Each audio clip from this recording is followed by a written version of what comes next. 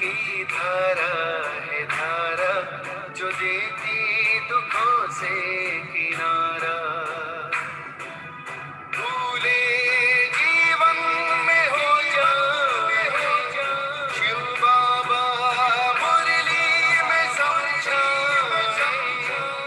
भूले जीवन में हो जा शिव बाबा मुरली में समझा। तुम्हें देवता बनना है प्यारा, देखो गलती न करना दोबारा। मुरली अमृत की धारा है धारा जो देती दुखों से किनारा।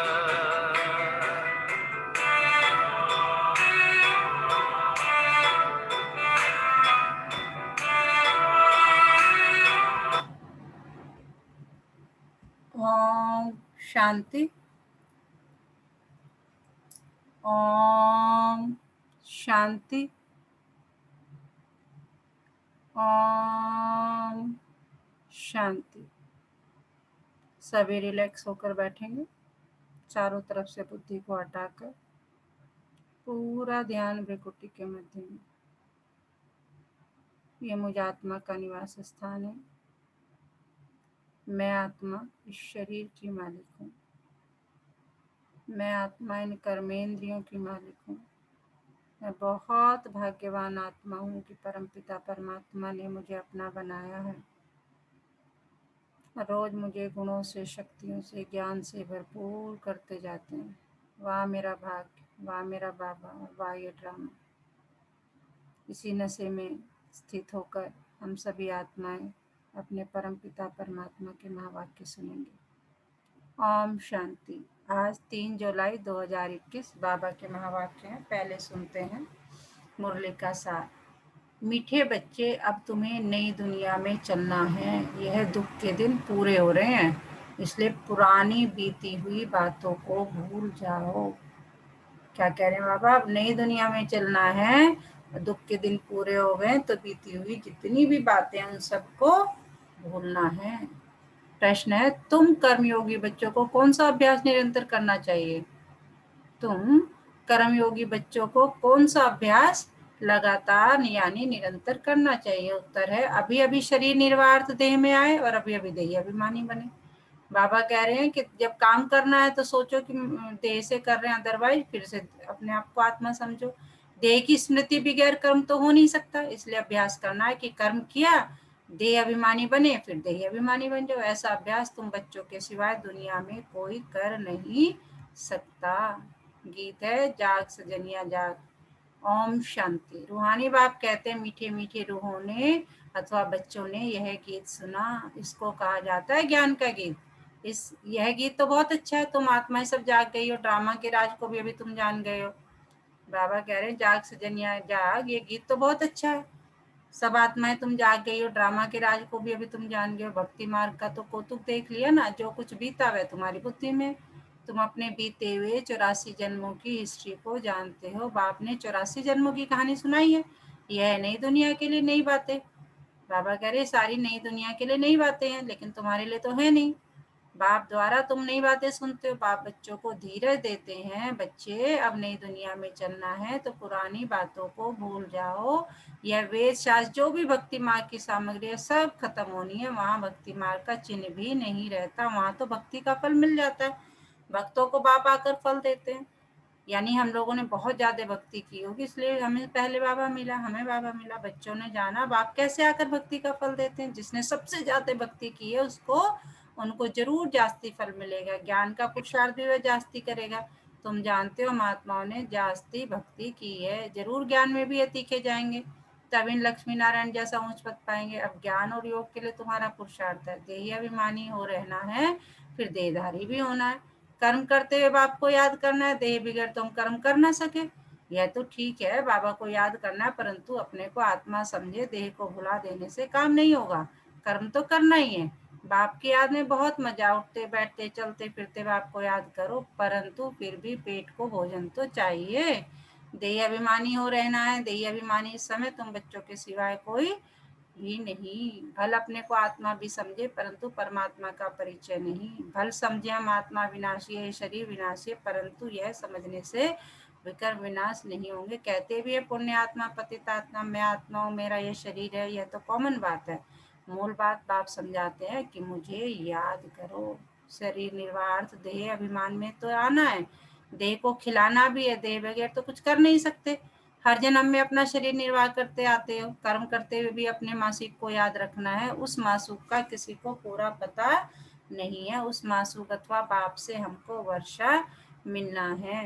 बाबा कह रहे हैं उस मासूक का तो किसी को पता नहीं है, और उनकी याद से विकर्म विनाश होंगे, यह कोई नहीं समझाते हैं। तुम बच्चे नई बातें सुनते हो, तुम जानते हो घर जाने का हमको रास्ता मिला है, अपने घर जाकर फिर राजधानी में आएंगे। बाबा नया मकान बनाते हैं तो जरूर दिल होगी ना कि उसमें जाकर बैठे, अब तुमको रास्ता मिला है जिसको और कोई नहीं जानते। कितने भी यज्ञ तप आदि करते, माथा फोड़ते रहते हैं, सदगति को पा नहीं सकते। इस दुनिया से उस दुनिया में जा नहीं सकते, यह भी समझाना चाहिए, समझना चाहिए। शास्त्रों में लाखों वर्ष लिख दिया, इसलिए मनुष्यों की बुद्धि काम नहीं करती। तुम अच्छी रीति समझते हो, कल की बात है। भारत तो स्वर्ग था, हम आदि सनातन देवी देवता धर्म वाले थे। देवी देवता धर्म बहुत सुख देने वाला है। भारत जैसा सुख कोई भी पा नहीं सकता, स्वर्ग में तो और कोई धर्म वाला जा न सके। बाबा कह रहे तुम्हारे स्वर्ग में और कोई धर्म वाला नहीं जा सकता, तुम्हारे जैसा सुख और कोई को हो न सके। कितना भी प्रयत्न करे, धन खर्च करे, फिर भी स्वर्ग में जो सुख है वह मिल ना सके। किसको हेल्थ होगी तो वेल्थ नहीं होगी, किसको वेल्थ होगी तो हेल्थ नहीं होगी, यह है ही दुख की दुनिया। तो अब आप कहते हैं हे आत्माएं जागो, तुमको अब ज्ञान का तीसरा नेत्र मिला है। कितनी जागृति आई है। तुम सारी दुनिया की हिस्ट्री ज्योग्राफी जानते हो। बाबा कह रहे देखो तुम्हें ज्ञान का तीसरा नेत्र जानते, तुम्हारा तुम्हें क्या पता है, पूरी दुनिया की हिस्ट्री ज्योग्राफी तुम्हें पता है। बाप जाने जाननहार है ना, इसका मतलब यह नहीं कि सबके दिलों को जानता है, वह कौन है, कितना समझाते हैं, या कहाँ तक पवित्र रहते हैं, कहाँ तक बाबा को याद करते हैं। मैं हर एक का यह ख्याल क्यों बैठ करूं। बाबा कह रहे मैं क्यों करूं ये सब ख्याल। हम तो रास्ता बताते हैं कि तुम आत्माओं को अपने परम पिता परमात्मा को याद करना है। आप जैसे टीचर जो है क्या करना है, पढ़ा रहा है क्लास में, अब उसके बाद उसका काम क्या है, करना, बताना, सिखाना। उसके बाद क्यों नहीं कर रहा है, क्या कर रहा है, कैसे कर रहा है, कितना कर रहा है, वो तो उसका काम है। तो बाबा वही कह रहे हैं कि कहाँ तक बाबा को याद करते हैं, मैं हर एक आत्मा का यह ख्याल क्यों बैठ करूं। हम तो रास्ता बताते हैं कि तुम आत्मा अपने परम पिता परमात्मा को याद करना है। इस सृष्टि चक्र को बुद्धि में रखना है। देही अभिमानी तो जरूर बनना है, देही अभिमानी बनने के कारण तुम्हारी ये दुर्गति हुई है। अब तुमको बाप को याद करना है। गृहस्थ व्यवहार में रहते कमल फूल समान बनना है। सुदर्शन चक्रधारी भी तुम हो। देवताओं को तो शंख आदि नहीं है, यह ज्ञान शंख आदि तुम ब्राह्मणों को है। सिख लोग शंख बजाते हैं, बहुत बड़ा आवाज करते हैं, तुम भी ये ज्ञान बैठ देते हो तो बड़ी सभा में लाउड स्पीकर लगाते हो। तुमको ये लाउड स्पीकर लगाने की दरकार नहीं। टीचर पढ़ाएंगे तो लाउड स्पीकर लगाएंगे क्या।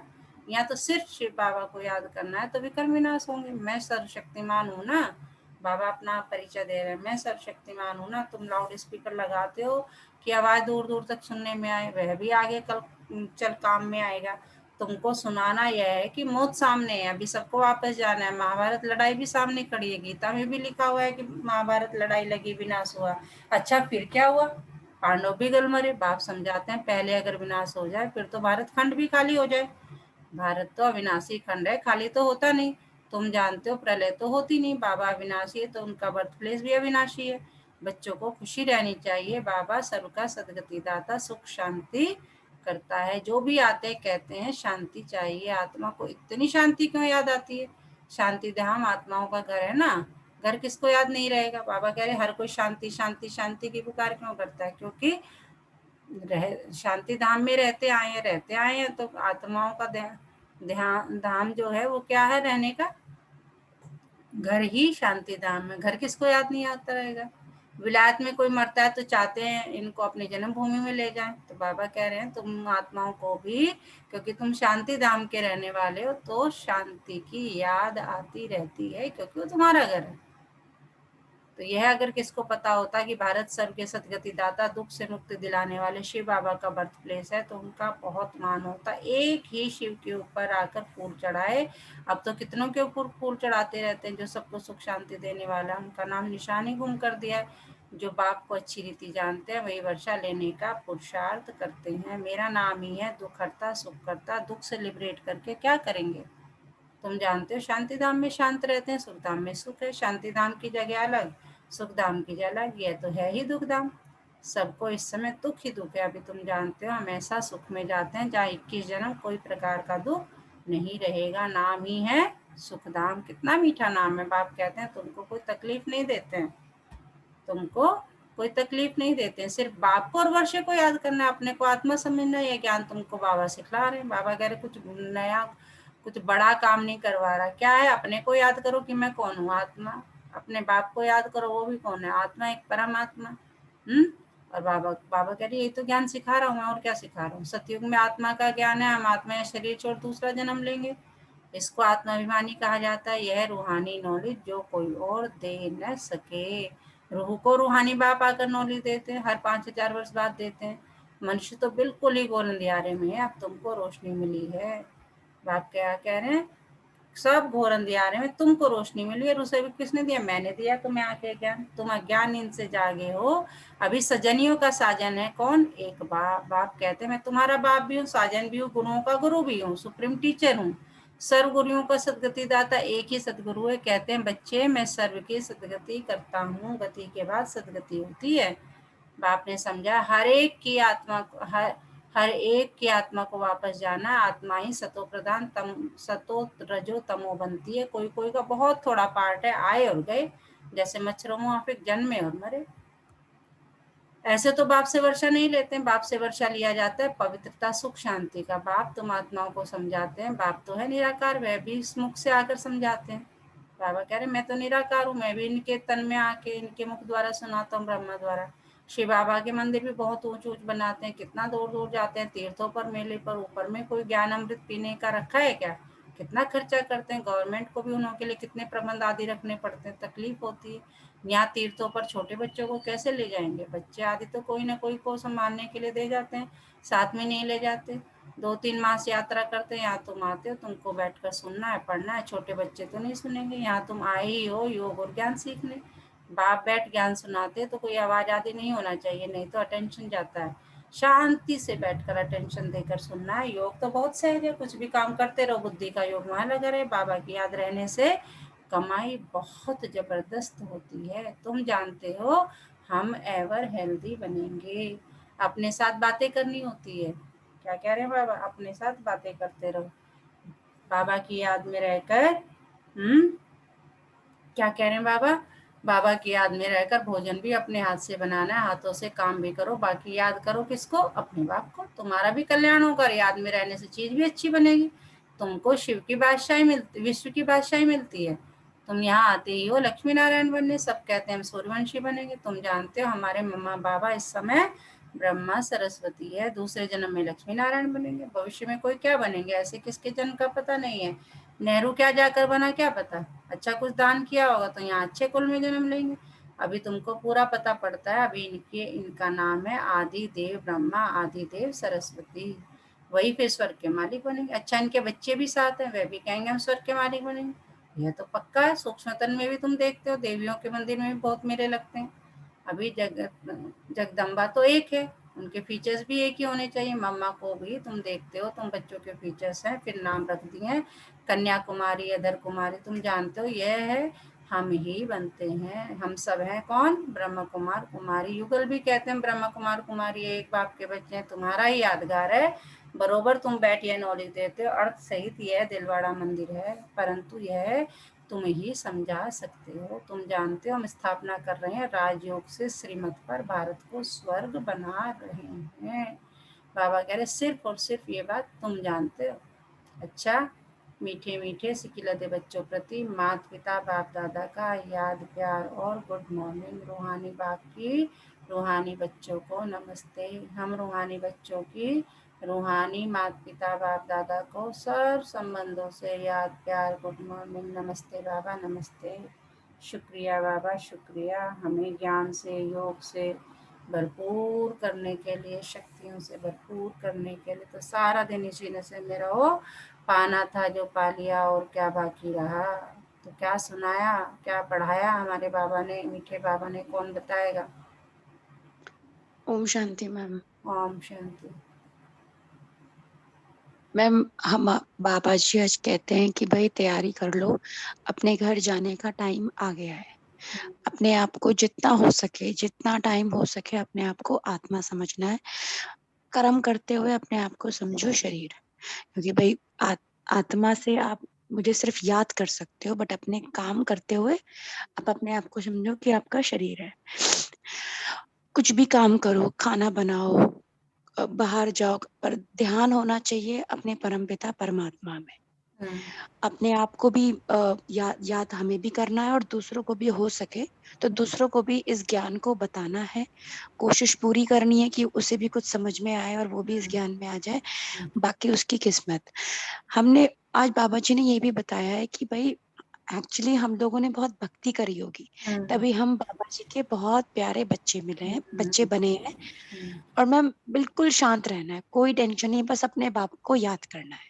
बिल्कुल ये बिल्कुल तो पता है ये दुनिया का विनाश होना है, हमें बिल्कुल। अपने परम धाम जाना है। तभी हम सब कहते हैं भाई शांति चाहिए, शांति चाहिए। अपने घर को याद करते हैं, क्योंकि एक्चुअल में घर हमारा शांति धाम ही है। बिल्कुल बिल्कुल सही बताया आपने। धारणा के लिए मुख्य सार ज्ञान और योग पर पूरा पूरा टेंशन देना है। सुनने समय बहुत शांत एकाग्रचित्त होकर बैठना। कर्मयोगी भी बनना है। बाबा कह रहे घर नहीं, अपना कर्म नहीं छोड़ना भाई। बाबा कह रहे पेट तो पालना है ना, रोटी तो डालोगे इसमें, है ना। पहले तो रोटी कपड़ा मकान चाहिए, आगे कुछ आता है समझ में। बाप ने जो घर का रास्ता बताया वह सबको बताना है। सुदर्शन चक्रधारी बनने के साथ साथ ज्ञान शंख भी बजाना है। सबको सुनाते रहो। ज्ञान शंख बजाना मतलब जो मिले उसे सुना दो। वरदान, एक बाप दूसरा न कोई। इस पाठ की स्मृति से एक रस स्थिति बनाने वाली श्रेष्ठ आत्मा भव। एक बाप दूसरा न कोई, ये पाठ निरंतर याद रहे तो स्थिति कैसी बनी रहती है, एक रस बनी जाएगी। क्योंकि नॉलेज तो सब मिल गई है, अनेक पॉइंट्स है, लेकिन पॉइंट्स होते हुए पॉइंट्स रूप में रहे, यह है उस समय की कमाल जिस समय कोई नीचे खींच रहा हो। कितनी बड़ी बात कह रहे हो बाबा। बाबा कह रहे ज्ञान तो तुम्हें सारा याद है, सारे पॉइंट्स भी याद है, लेकिन समय पर जब कोई माया तुम्हें नीचे खींच रही है तब वो याद। मान लो गुस्सा, तुम्हें पता है गुस्सा नहीं करना, शांत रहना, लेकिन सामने ऐसी परिस्थिति आ गई कि गुस्सा आ गया, तो बाबा कह रहे उस समय उस पॉइंट को याद करो कि नहीं शांत रहना कुछ। तो बाबा कह रहे कि अनेक पॉइंट्स है, लेकिन पॉइंट्स होते हुए पॉइंट रूप में रहे, यह है उस समय की कमाल जिस समय कोई नीचे खींच रहा हो। कभी बात नीचे खींचेगी, कभी कोई व्यक्ति, कभी कोई चीज, कभी वायुमंडल, यह तो होगा ही, लेकिन सेकंड में ये सब विस्तार समाप्त हो, एक रस स्थिति रहे, तब कहेंगे श्रेष्ठ आत्मा भव के वरदानी। स्लोगन है, नॉलेज की शक्ति धारण कर लो तो विघ्न वार करने के बजाय हार खा लेंगे। नॉलेज की शक्ति धारण कर लो तो विघ्न वार करने के बजाय हार खा लेंगे। आज का मीठा मोती, तपस्या करना अर्थात आत्मा परमात्मा से कहती मैं तेरी हूँ तुम मेरे हो। बाबा कह रहे तपस्या करना कोई ऐसा नहीं है कि हमें पहाड़ तोड़ना या कुछ करना है, बस एक अपने आप को आत्मा समझ के अपने परमपिता परमात्मा को याद करना है। मैं बाबा का, बाबा मेरा।